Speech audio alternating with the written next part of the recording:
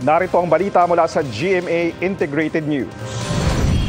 Pinalawig ang red alert sa Luzon Grid. Ayon sa NGCP, nagsimula yan kaninang 1:00 ng hapon at tatagal hanggang 5:00.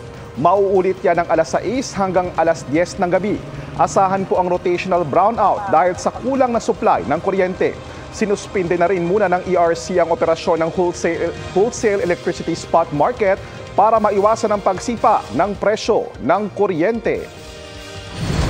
Narito naman iba pang balitang binabantayan ng GMA Integrated News. Pinaigting na screening sa mga pumapasok sa bansa laban sa bagong COVID-19 variants, hindi dapat ikabahala ayon sa DOH. Dagdag presyo sa mga produktong petrolyo epektibo bukas. At sa 24 oras, epekto ng bagyong Aghon. Tutukan live. Para sa mas malaking misyon at mas malawak na paglilingkod sa bayan, ako po si JP Soriano ng GMA Integrated News, ang News Authority ng Pilipino.